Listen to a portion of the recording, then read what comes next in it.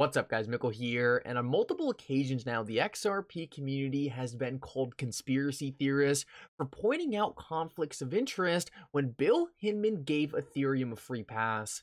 Well, guys, in this video, I want to go over something fascinating that was just pointed out by Stephen Huber because he asked one of the smartest artificial intelligence programs in the world if Bill Hinman had conflicts of interest when he gave Ethereum a free pass.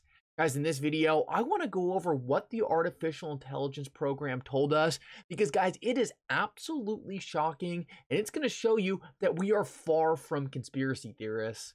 Guys, I also want to go over a brand new effort by the XRP community to help hold Bill Hinman accountable.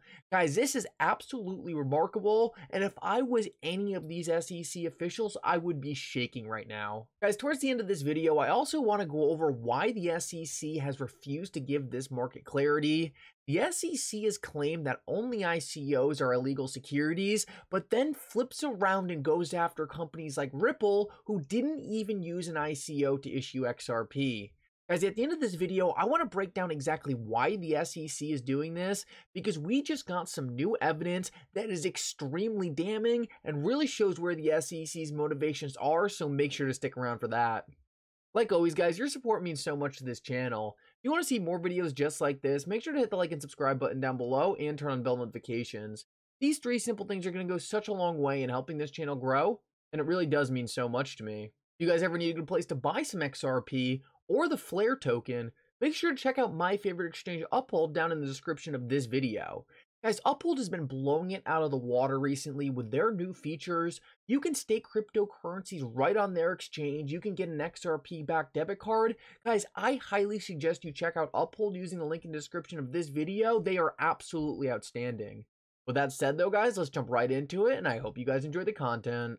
So guys, I want to start out this video and go over something extremely significant by Stephen Huber, because guys, when the XRP community first found the obvious conflicts of interest by Bill Hinman when he was at the SEC, almost everyone was calling us conspiracy theorists. To this day, we still have high-profile people in the crypto community saying, oh, this is all made up, there was never a free pass, you're just saying this because XRP got sued. Well, guys, because we're all members of the XRP community, because we are all affected by the Ripple SEC case, it's really hard for us to give an independent opinion on whether or not these really were conflicts of interest, or whether or not this is just some made-up belief in our head from being damaged by this case. Now, guys, I think it's pretty fair to say that for many of us, it is extremely obvious that these conflicts of interest were there, but if you tell someone who's not in the XRP community about these conflicts of interest, I think we all know what happens. They call it a conspiracy theory. But guys, what Stephen Huber is doing here, and what I'm about to show you, is he is asking an artificial intelligence program, ChatGPT, about whether or not there was conflicts of interest when Bill Hinman was working at the SEC. And guys, the reason this is so profound is not only because it's a very, very intelligent artificial intelligence program, it has passed multiple legal exams and passed some of the hardest exams in the world. Not only that, but it is neutral and independent. It doesn't have any views on whether or not the SEC was wrong when they brought their case against XRP and Ripple. Because of that, we are getting a completely unbiased view from ChatGPT when we ask it about the conflicts of interest between Bill Hinman relating to the Ethereum free pass speech. Guys, this is absolutely critical because we are finally getting a truly neutral third party to comment on this situation. And guys, you are going to love what it has to say. So specifically, and just so you guys know that Stephen Huber wasn't trying to make ChatGPT answer the question in a certain way, he asked the question: if a director of the SEC was warned to have criminal financial conflicts of interest and then went before the press stating that a particular crypto project was exempt from securities regulations and his firm was a member of its lobbying group, how would you evaluate that? And guys, I think we all know that there is nothing incorrect about what he said here. The SEC told him he had obvious conflicts of interest. He then gave Ethereum a free pass through his speech and then continued to meet with the law firm that was lobbying for Ethereum. None of that is made up. ChatGPT said, I would evaluate the situation as a serious ethical violation and a potential conflict of interest. The director of the SEC should not be making statements that would financially benefit a company that they have a known conflict of interest with. Additionally, if the director was aware that the project in question was being lobbied for by the law firm which he served, that would further compound the issue. Now, guys, I want you to take a second and think about this. That sounded like it was written by someone from the XRP community, but it was written by a neutral artificial intelligence program. This shows us that we're not crazy. This shows us that based on the facts we have seen from this conflict of interest by Bill Hinman, we are right to think it was criminal. We are right to think something wrong happened here. This is exactly what ChatGPT is telling us. And to take it a step further, Stephen Hubert went on to say, what would happen if that was to occur? What would be the consequence? And ChatGPT said that that director should have been removed from the SEC and investigated to see if the situation went further into violating laws.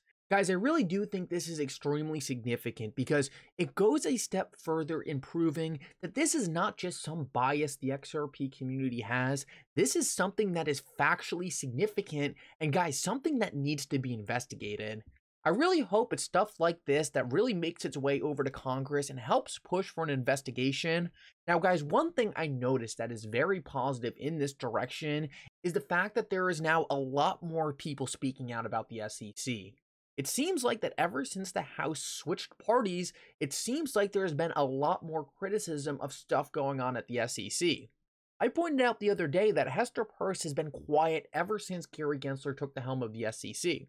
But just the other day, she came out with a scathing speech about how the SEC has been destroying the cryptocurrency industry in a completely unfair manner. And guys, since then, we have now had multiple accounts associated with the party in charge of Congress coming out and supporting Hester Peirce on this. Now, guys, as of now, this is all still talk, and we don't have anything to actually show for all these people coming out and criticizing the SEC. But guys, this is moving towards the direction where I actually am starting to think something will happen. You don't just keep talking like this if you don't plan on taking action, or else it pisses off the people who support you. If they planned on actually doing nothing, I doubt they would be pushing this hard into it. Now, guys, we still haven't seen any real action, but hopefully this is a sign that it is on its way, and hopefully this could be enough to at least make Gary Gensler leave the SEC. Now, guys, I get questions all the time, and I think this is important to answer because it is really confusing. Why would Gary Gensler risk his reputation?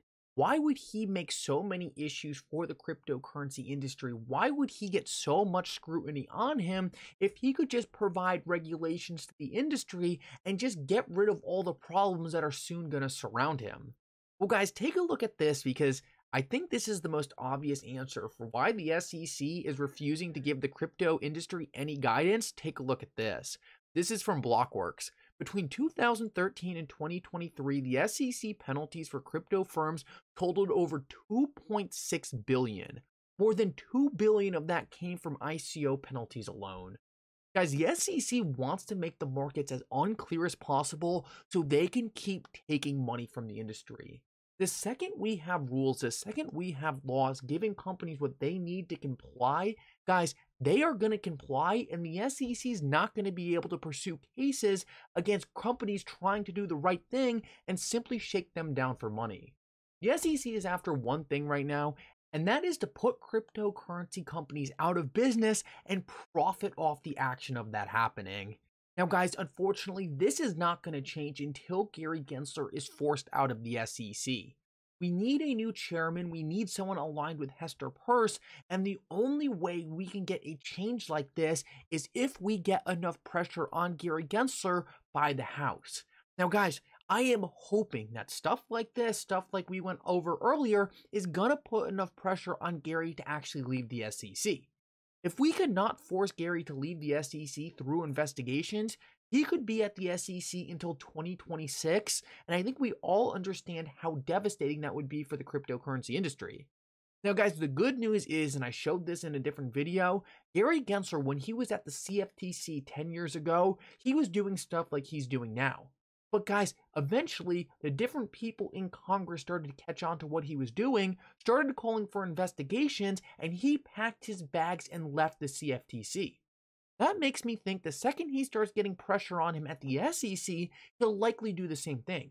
He'll pack his bags and leaves to avoid the responsibility. Now, guys, that is the main reason why I just want these investigations to ramp up now. I don't want Gary Gensler to be able to do more damage to the industry, and I want things to get started as soon as possible so we can get Gary out as soon as possible. Now, guys, it looks like the steps are being put into place, but like I said earlier, we need to see the action, or guys, the SEC is just going to keep suing different crypto projects to try to put them out of business and try to make a profit off of it. Guys, one more thing I wanted to show you before I let you go. Library is actually having a public hearing on January 30th. It's going to be in New Hampshire. I'm sure if you guys have any interest in going, go to Library's Twitter. I'm sure they're going to have details there. Now, guys, I have no idea what this hearing is going to consist of. I just wanted to put it out there if you want to help support them. They're having a tough go at it right now with the SEC. I'm sure your support would be appreciated. And the thing is this case is really going to be consequential for the entire cryptocurrency industry. We're going to cover what happens after January 30th. Just wanted to throw it out there. Guys, with that said, though, I hope you enjoyed this update. If you did, make sure to like and subscribe. It really does mean so much. And for now, Mickle out.